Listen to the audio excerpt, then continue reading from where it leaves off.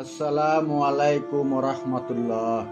হযরত আবু সাঈদ খুদরি রাদিয়াল্লাহু তাআলা আনহু বলেন, রাসূল সাল্লাল্লাহু আলাইহি সাল্লাম বলেছেন, যেই ব্যক্তি জুমার দিনে সূরাতুল কাহাফ পাঠ করবে তার জন্য এক জুমা থেকে অপর জুমা পর্যন্ত নূরে নূরান্বিত হবে। সুবহানাল্লাহ।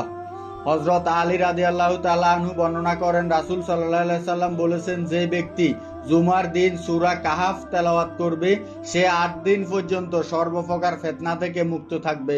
অর্থাৎ এক জুমা থেকে অপর জুমা পর্যন্ত সর্বপ্রকার ফিতনা থেকে মুক্ত থাকবে। যদি দাজ্জাল বের হয় তবে সে দাজ্জালের ফিতনা থেকেও মুক্ত থাকবে। সুবহানাল্লাহ। অন্য এক রেওয়াতে আছে, এক জুমা থেকে অপর জুমা পর্যন্ত তার সকল গুনাহ মাফ হয়ে যাবে। প্রিয় দর্শক, আজকে আপনাদের জন্য খুবই গুরুত্বপূর্ণ এবং খুবই কার্যকরী দোয়া এবং আমল নিয়ে এসেছি। আজকের এই দোয়াটি শুক্রবার দিনে 3 বার পড়লে ইনশাআল্লাহ মাগরিবের আগে নিজের চোখে ফলাফল দেখতে পারবেন। আজকে ভিডিওতে আমার কথাগুলো খুব মনোযোগ সহকারে দেখুন। জুমা মুসলমানের জন্য সাপ্তাহিক বিশেষ ইবাদতের দিন। এই দিনে ইবাদতের ফজিলত অন্য অন্য দিনের তুলনায় অনেক বেশি। এই দিনে ইবাদতের নির্দেশ ও গুরুত্ব তুলে ধরে আল্লাহ তাআলা আয়াত নাজিল করেন।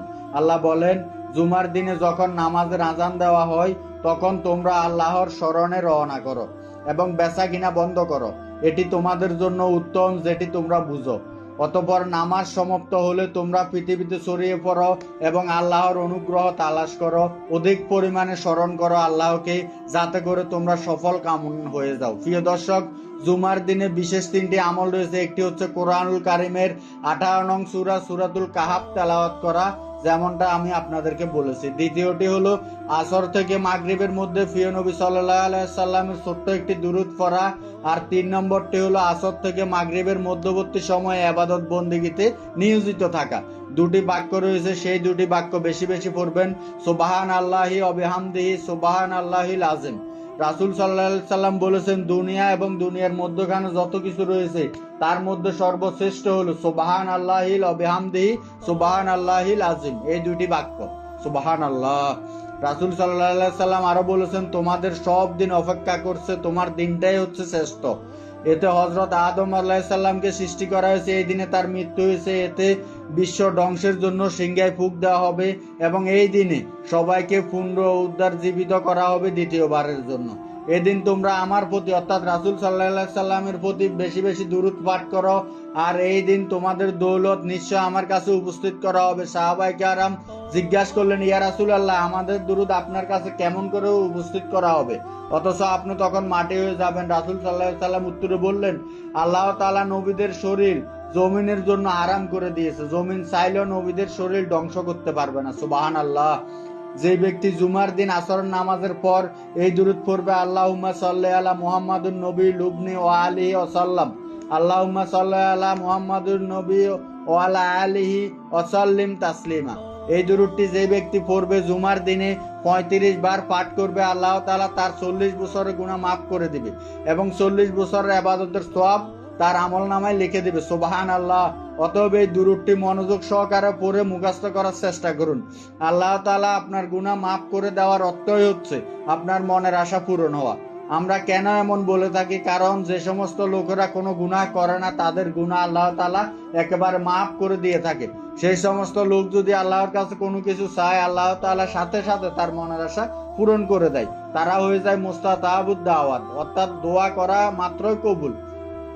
আপনারা যদি সঠিকভাবে এই আমলটি করতে পারেন, করার পর আপনি আল্লাহর কাছে চাইতে পারেন, তাহলে আপনার চাওয়া আল্লাহ তাআলা রব্বুল আলামিন অবশ্যই পূরণ করে দিবে। আরেকটি কথা মাথায় রাখবেন, কোনো একটি জিনিস আল্লাহর কাছে যদি চাওয়ার পরে ফলাফল সাথে সাথে না পান তাহলে ধৈর্য হারা হবেন না। কারণ মানুষ কোনো কিছু যদি আল্লাহর কাছে চায় তাহলে সাথে সাথে যদি আল্লাহ তাআলা তার মনের আশা পূরণ না করে তাহলে এটিও তার জন্য একটি পরীক্ষা শুরু। কারণ আল্লাহ তাআলা দেখেন এই বান্দার মধ্যে কতটুকু ধৈর্য আছে, আর এই বান্দা আল্লাহর কাছে ধৈর্য হারা হয় কিনা। তাই আপনি যে আমলই করেন না কেন কখনোই ধৈর্য হারা হবেন না। যদি আপনি আমল করে আল্লাহর কাছে কোনো কিছু চান তাহলে আজ হোক কাল হোক কিংবা একটু দেরি করে হলেও আল্লাহ তাআলা আপনার সে আশা পূরণ করে দেবে ইনশাআল্লাহ। প্রিয় দর্শক, জুমার দিন তৃতীয় বিশেষ আমল হলো, এই বিষয়ে একটা হাদিস আছে। কাব বিন মালিক রাদিয়াল্লাহু তাআলা আনহু এই হাদিসটি বর্ণনা করেন। তিনি বলেন, আবু হুরায়রা রাদিয়াল্লাহু তাআলা আনহুকে জিজ্ঞেস করা হয়েছিল, জুমার দিনে শেষ মুহূর্তে দোয়া কবুল করা হয়, এটি হয়েছে আসরের পর থেকে মাগরিবের আগ পর্যন্ত। হযরত আবু হুরায়রা রাদিয়াল্লাহু তাআলা আনহু বলেন, রাসূলুল্লাহ সাল্লাল্লাহু আলাইহি সাল্লাম আবারও জিজ্ঞেস করলাম, আমি এটি কি করে সম্ভব? আল্লাহ রাসূল সাল্লাল্লাহু আলাইহি সাল্লাম বলেছেন, মুসলিম বান্দা যখন নামাজরত অবস্থা আল্লাহর কাছে চাইতে থাকে, আল্লাহ তাআলা তা তাকে দান করে। আর জুমার দিনে শেষ মুহূর্তের সময়টিতে নামাজ পড়া বৈধতা, অর্থাৎ মাগরিবের আগ মুহূর্তে, আসর নামাজের পর থেকে সূর্য অস্ত পর্যন্ত নামাজ পড়া নিষিদ্ধ। সেটি তো নামাজের সময় নয়, তা ওই সময় আল্লাহ তাআলা ওই বান্দাকে খালি হাতে ফেরত দেন না। তাহলে হাদিস রিসার্চ করে বোঝা গেল, আসরের পর থেকে মাগরিবের আগ পর্যন্ত এই সময়টি হচ্ছে জুমার দিনে সর্বশ্রেষ্ঠ সময়। আপনারা ওই সময় আল্লাহর কাছে দুই হাত তুলে প্রার্থনা করবেন এবং আপনার মনের বাসনাগুলা করতে থাকুন, কান্নাকাটি করে সাহায্য চান। ইনশাআল্লাহ আল্লাহ তাআলা আপনার আশা কবুল করবে। তো আজকে আমলটি এ পর্যন্তই। আরেকটি কথা, আপনারা 5 ওয়াক্ত নামাজ পড়ার চেষ্টা করবেন, কারণ নামাজ ব্যতীত আল্লাহ পাক রব্বুল আলামিনের দরবারে কখনো কোনো আমল কবুল হয় না। অতএব নামাজ ছাড়বেন না।